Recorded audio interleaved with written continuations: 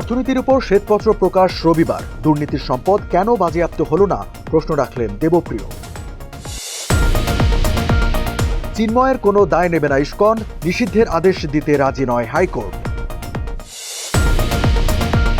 নির্বাচন প্রক্রিয়ায় না গেলে অধরা থাকবে লক্ষ্য, অনৈক্য সৃষ্টি না করার আহ্বান মির্জা ফখরুলের।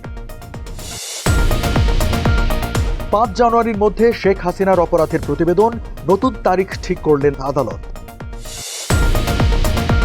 পোশাক খাতে অস্থিরতা থামছেই না, বকেয়ার দাবিতে বৃহস্পতিবারও মহাসড়ক অবরোধ। এবং পাকিস্তানে নিহতের সংখ্যা বেড়ে 107, ইমরান খানের বিরুদ্ধে আরও মামলা। আমন্ত্রণ টিভিএস নিউজ অব দ্য ডেতে, সাথে আছেন রঞ্জুফ শেখার। এতক্ষণ দেখছিলেন সংবাদ শিরোনাম, এবারে জানাবো বিস্তারিত। প্রধান উপদেষ্টা ডক্টর মোহাম্মদ ইউনূসের কাছে অর্থনীতির উপর শ্বেতপত্র 1 ডিসেম্বর হস্তান্তর করা হবে বলে জানিয়েছেন শ্বেতপত্র প্রণয়ন কমিটির প্রধান doctor Debapriya Bhattacharya. 28 November economic reporters forum ERF মিলনায়তনে সাম্প্রতিক অর্থনৈতিক পরিস্থিতি নিয়ে আলোচনায় তিনি বলেন, যদি আমরা দুর্নীতির পাহাড় থেকে জনগণের সম্পদ ফিরিয়ে দিতে না পারি তবে আমরা কেমন বিপ্লব করেছি। দেশের অর্থনৈতিক পরিস্থিতি সাধারণ মানুষের ধারণার চেয়েও খারাপ উল্লেখ করে তিনি আরও বলেন, এই অবস্থা থেকে উন্নতির জন্য সরকার বেশ কিছু ভালো পদক্ষেপ নিয়েছে, যা উদ্দীপনা তৈরি করলেও উদ্বেগ কাটাতে পারছে না। ডেঞ্জারাস ইকোনমিক সিচুয়েশন কিভাবে সৃষ্টি হয়েছে সেটা সম্বন্ধে আমাদের যে সাধারণ যে প্রচলিত ধারণাগুলো আছে, যে সংশয়গুলো আছে, আসলে পরিস্থিতি তার চেয়ে অনেক বেশি জটিল এবং গভীর। এটি এক কথায় যদি আমি আপনাদের বলি, বাকিটা আপনারা রোববার সোমবার জানবেন। আর চিন্ময় দাসের দায় আন্তর্জাতিক কৃষ্ণ ভাবনামৃত সংঘ ইসকন নেবে না বলে জানিয়েছেন সংগঠনের নেতারা।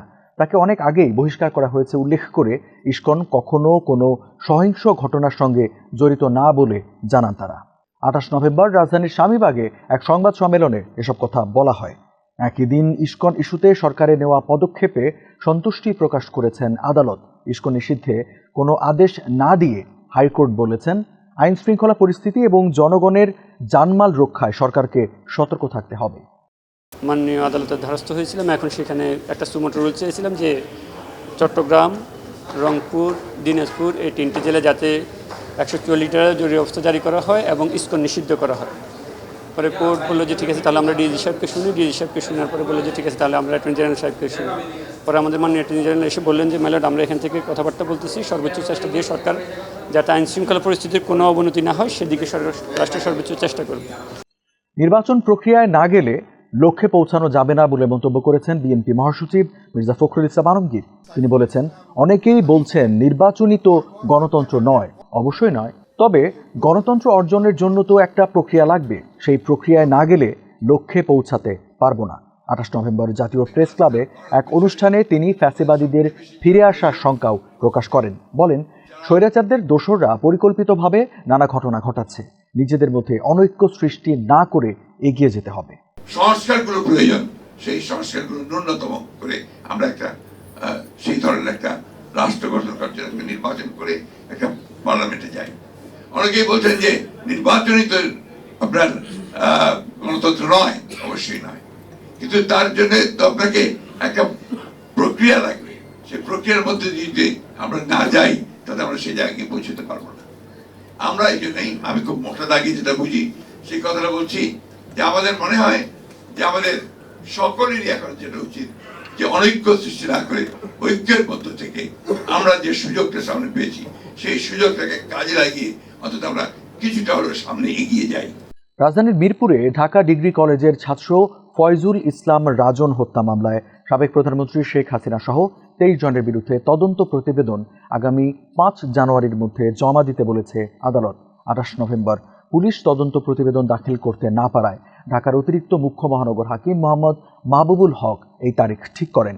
গত 15 আগস্ট ঢাকা মহানগর হাকিম আহমেদ হুমায়ুন কবিরের আদালতে শেখ হাসিনা সহ অন্যদের বিরুদ্ধে মামলাটি করেন নিহতের ভাই মোহাম্মদ রাজীব।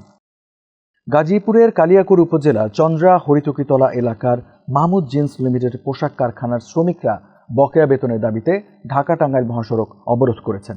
28 নভেম্বর সকাল 9টা থেকে শ্রমিকরা মহাসড়ক অবরোধ করলে কয়েক কিলোমিটার জুড়ে যানজট সৃষ্টি হয়।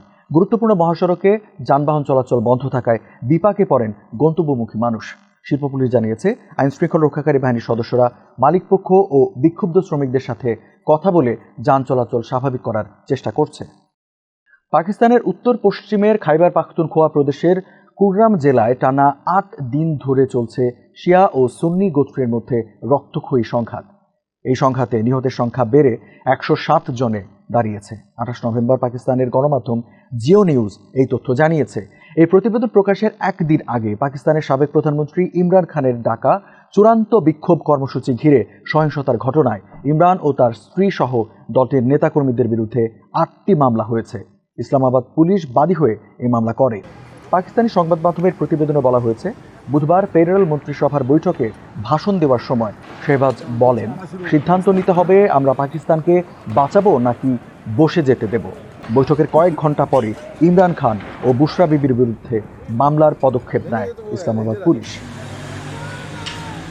দর্শক, এই ছিল আজকে টিভিএস নিউজ অব দ্য ডেতে। আর সংবাদ জানতে টিভিএস এর সাথেই থাকুন।